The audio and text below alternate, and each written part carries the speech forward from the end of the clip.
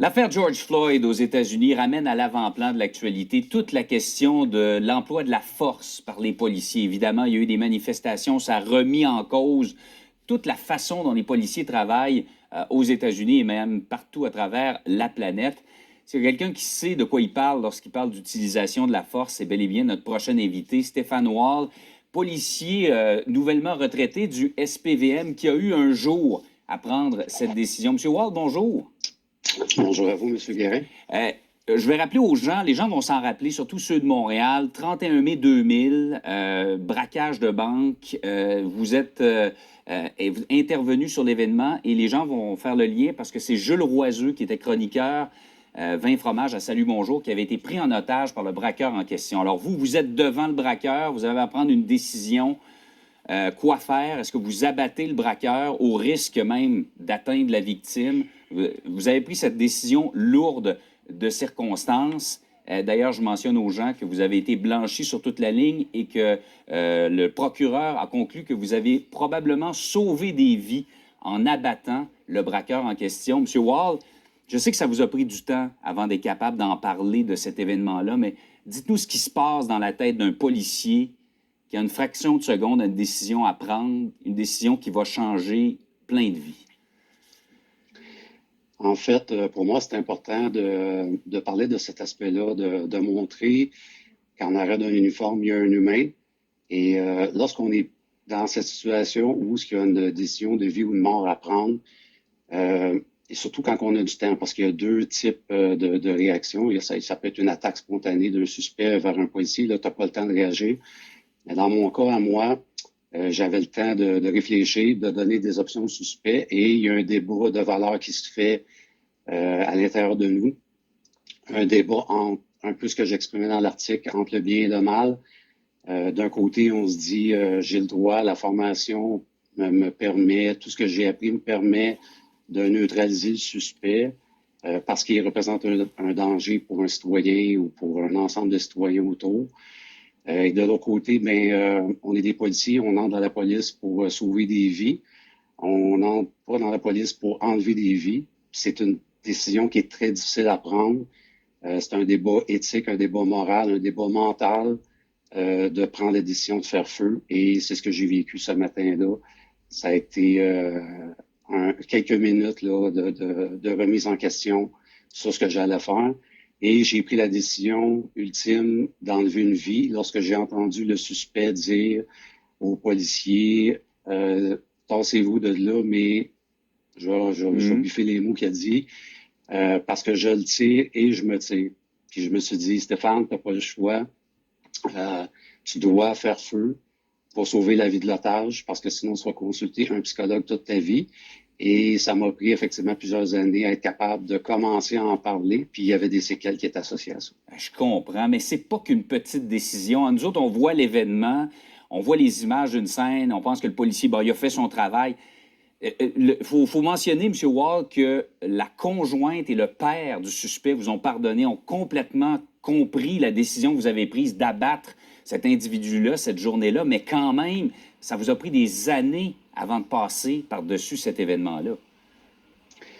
Oui, en fait, quand l'enquête a été terminée, qu'il n'y a pas eu d'accusation, peut-être un an et demi après, j'ai eu accès à ce qui avait été dans le dossier au niveau de l'enquête et j'ai pu lire les déclarations de la famille. Encore aujourd'hui, je veux juste leur dire que j'aurais aimé que ça se passe autrement. J'ai donné des options aux suspects qui étaient en crise. Et malheureusement, ça s'est pas passé comme ça aurait pu être possible. Et ce que j'ai su aussi, c'est que oui, c'était un suicide par policier. C'est un phénomène qui est pas tellement connu, mais qui commence à être pas mal documenté. Il y a quand même un pourcentage d'environ 25-30% des cas où ce que des policiers sont obligés de neutraliser des gens qui sont associés à un suicide par policier. C'était mon cas. Mon suspect devrait être qualifié dans une banque. Avait mentionné à sa famille là, que soit il allait terminer sa vie en allant méditer en Inde ou en finissant avec un policier. Malheureusement, j'aurais préféré qu'il aille méditer en Inde. Je comprends. Vous êtes longtemps demandé d'ailleurs pourquoi il a pris cette décision-là. Même si vous n'avez pas été blâmé, même si vous avez fait votre travail, même si vous avez sauvé la vie de M. Roiseux et probablement d'autres personnes, vous êtes quand même questionné en disant pourquoi il a fait ça. Oui, la détresse humaine, nous, les policiers, on fait affaire avec des criminels, mais on fait aussi affaire avec des gens qui ont des problèmes de santé mentale. Il y a toutes sortes de conditions socio-économiques, il y a la détresse, des fois c'est un manque d'éducation. Il y a un paquet de facteurs qui font en sorte que nous, on se retrouve toujours avec des problématiques, des gens qui devraient peut-être être hospitalisés puis qui ne le sont pas. Le phénomène des portes tournantes, on amène des gens qui ont besoin de soins, mais 1 heure et demie après sont remis à l'extérieur. Et la famille qui demande à l'aide, qui demande aux policiers d'intervenir. Nous, on fait notre possible, mais dans son cas à lui, il était rendu à un point de consommation avec plusieurs vols qualifiés en série et il voyait pas de fin, il voyait pas de fin à son histoire, à son mal et malheureusement, il a décidé de terminer sa vie avec un policier. Monsieur Wall, la suite de votre carrière, ça a été beaucoup justement axé vers l'emploi de la force. Je pense que vous avez été coach en emploi de la force. Vous avez toute votre carrière, vous êtes impliqué après ça justement pour revoir les pratiques, pour revoir l'emploi de la force au sein du SPVM. Oui, en fait, moi, après mon événement, 1 an après, 13 mois après, en juin 2001, j'ai vécu un autre événement dans le PDQ 22. Un homme qui avait fait un autre vol qualifié dans un restaurant, qui avait poignardé un cuisinier lors d'une poursuite à pied. Et dans ce deuxième événement-là, j'étais un des premiers policiers impliqués, puis j'ai pas été capable de faire feu alors que tout ce qui m'avait été enseigné, je pouvais le faire. Mais là, mon débat entre le bien et le mal, entre est-ce que je le fais, est-ce que je le fais pas, j'ai pas été capable. J'avais des blocages reliés à mon premier événement. Et dans les années qui ont suivi, j'ai décidé de m'investir pour donner des outils aux policiers parce que pendant les rétroactions auxquelles j'ai assisté dans plusieurs événements, j'ai vu plusieurs policiers demander plus de formation, plus de maintien de compétences. Et Marc Parent, qui est devenu ensuite directeur du service de police, est arrivé avec un projet de coach en emploi de la force, mais en usage judicieux de la force. Le mot judicieux est important parce que ça passe par une panoplie de moyens qui comprend la communication tactique, qui comprend les stratégies de désescalade.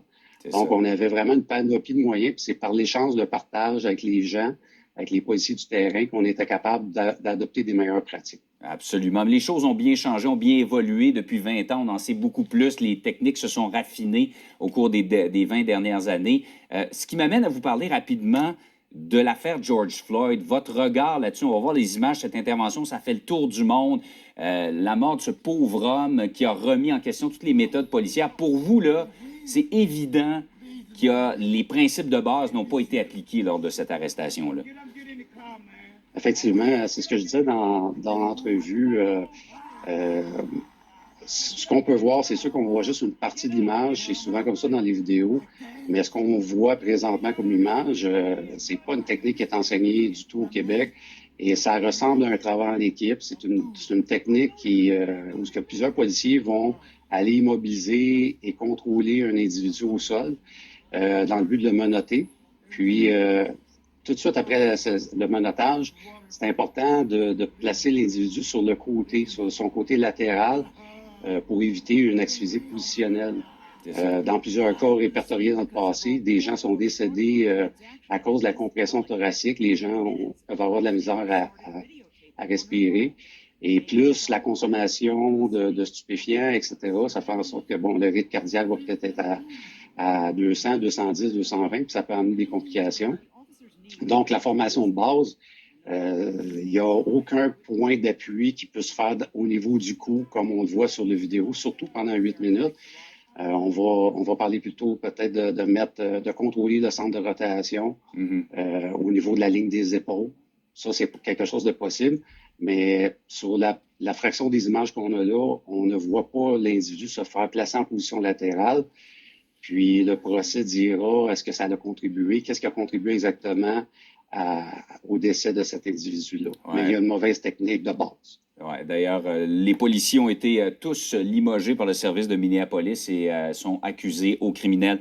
Monsieur Wall, fascinant de vous entendre. C'est vraiment, on est chanceux de pouvoir parler à quelqu'un qui a vécu aux premières lignes un événement comme celui-là et qui en parle, je vous le dirais, de façon très humaine. Merci beaucoup d'avoir partagé votre expérience avec nous ce matin. C'est très apprécié et bon début de retraite. Merci à vous, M. Guérin. Merci, au revoir.